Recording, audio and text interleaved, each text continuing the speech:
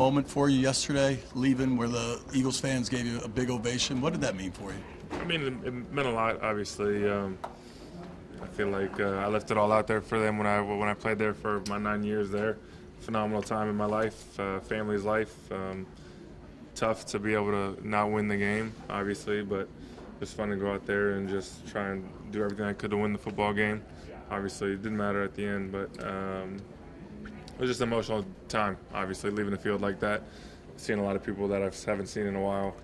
But overall, just disappointed we didn't win the game. A day after that loss, do you allow yourself to balance the accomplishments of this season against the loss, or is it just going to take more time? I mean, there's obviously a lot of positives to take from this year. This last one leaves a sour taste just with the whole team. You know, we just had a really bad day to play bad football.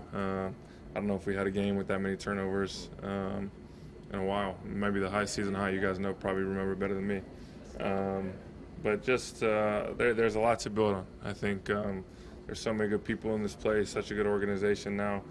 What DQ and AP are building is special. The people that they're bringing in and how much everyone they bring in enjoys the process. And I feel like when you have people that are exhausting themselves of being the best football players they can be, those are the type of people that I want to be around. I don't like being around people that are 1 foot in, 1 foot out.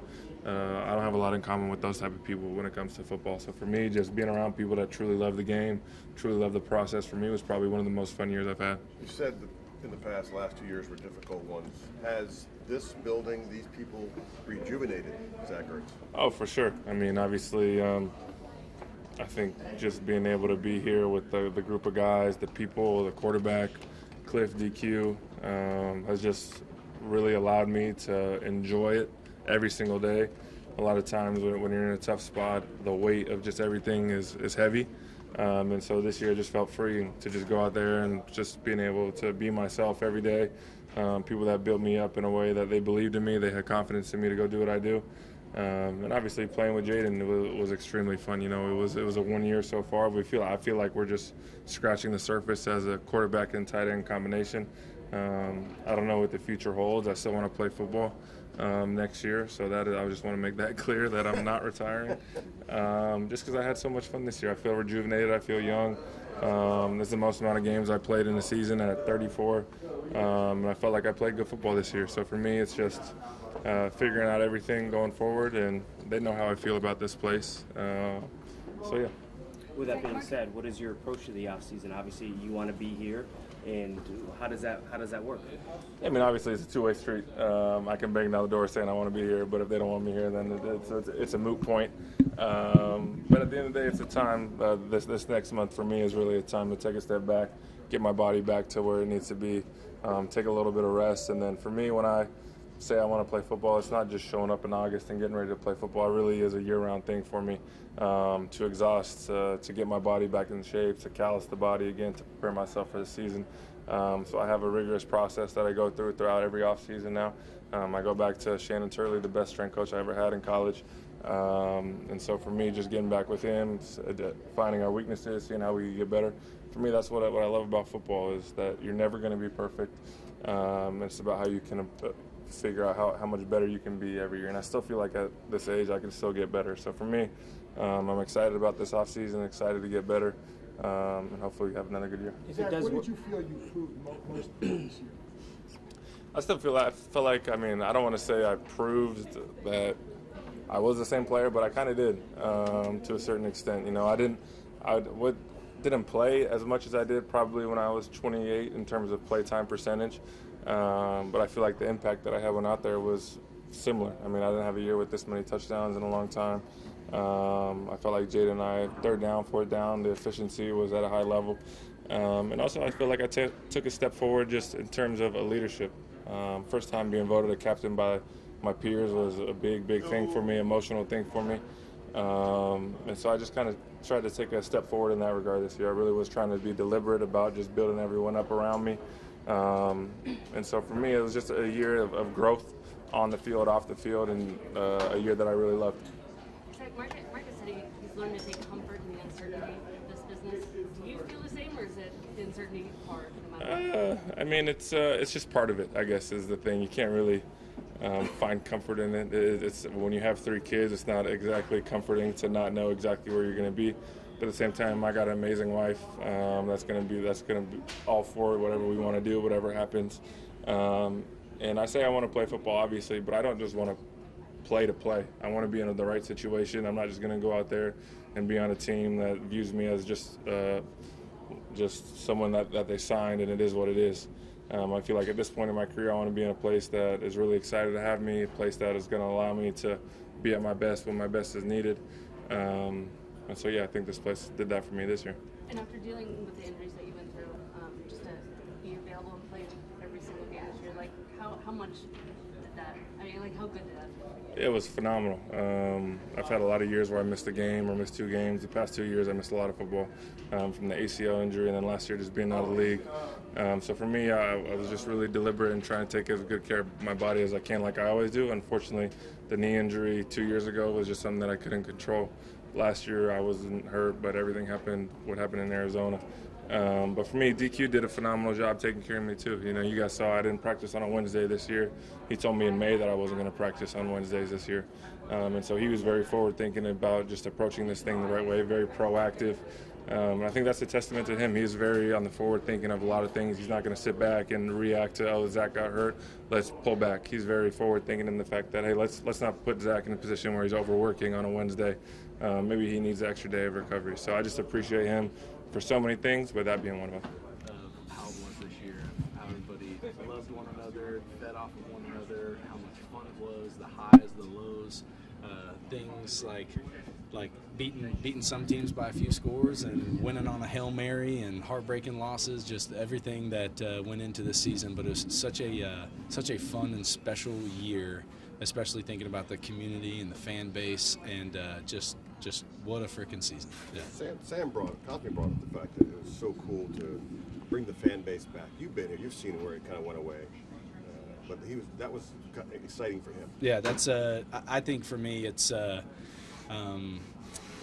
crazy that every team will feel like this season except for one, like the team that wins it all. That's having made it this far in the playoffs now. That's just crazy. Like that. You know, the heartbreak, the ending, and like it coming in the NFC Championship. But you know, I think to your point, like what Kaz is talking about, that is for me the absolute highlight is the fans, the home games towards the end of the season. I mean, if there is just anything to look forward to, it's that first home game next year. And so I just very, very proud of that, and just crazy honored to be a part of that this season. And when the call comes in the huddle, fake punt. I can see it on your face. What goes through Tress Way's mind? Yeah, so it was a call on the line. It was a check on the line that Revo had, and when we got the look, I was like, this is the look, but like Revo still has to call it. And I told Revo, I was like, I could kind of see, like, this sounds weird, but I could see like his body, like he just kind of paused where he was like thinking.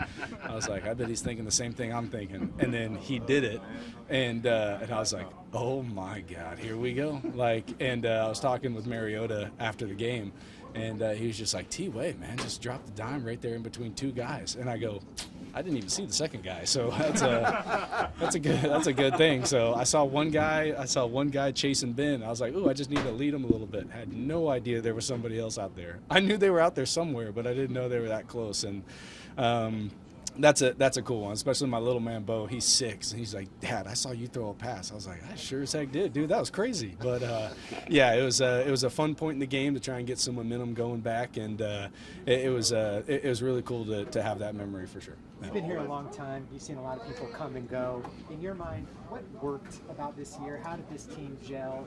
And how excited are you just going forward, knowing there's going to probably be a lot of new faces coming in next year, and you know, coming into this culture? Just kind of curious about your evaluation of what worked this year. Yeah, that's a good question. I think everybody would kind of have a different answer. I think to the point of saying like, hey, what worked was the identity of just humble competitors, and that is from our owner down.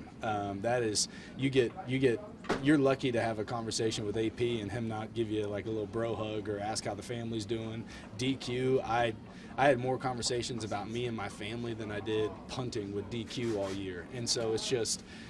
You have that mixed with you are absolutely expected to go out and cut it loose on game day, and that is just a fun balance to play for. That is to be able to be 100% in one way and 100% in the other way, and you just kind of hop from one to another. So that for me is what I think, I guess you could say, quote unquote, worked about this year. And then going forward, just that continuing, I guess, has to be exciting. Yeah, it's like obviously.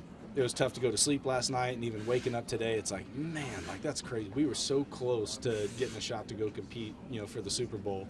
But I think, I think the fact that we all have something foundational to fall back on, of how intentional Mr. Harris, AP, DQ, how team meetings are, how practice is, of just how intentional, how competitive, and now.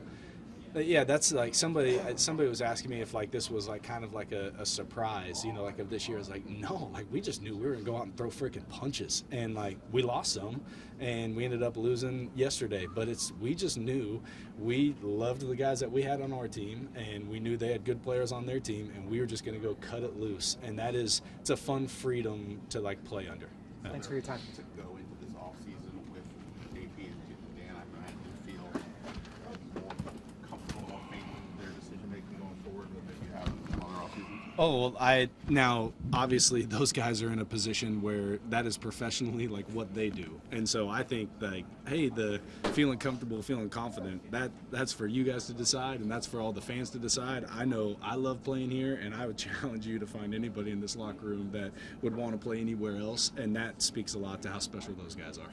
How funny is it, though, to think like a year ago we're talking about almost the opposite in terms of how people want to play here, and maybe it's an attraction for other free agents. Like, is it still kind of surreal to you? It's extremely surreal. I think what makes it more surreal was how special even just wins and losses the season went.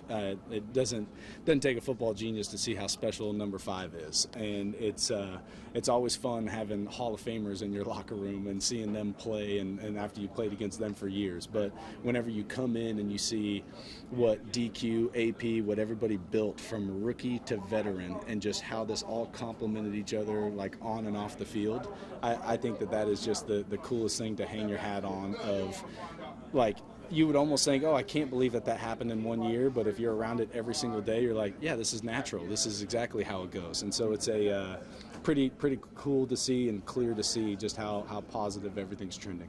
When did you feel like everybody sort of bought in and all of it sort of solidified, all these new pieces? Yeah, I think that's a really good question. I think the big clarity in that for players is it's always really easy to get behind wins and losses.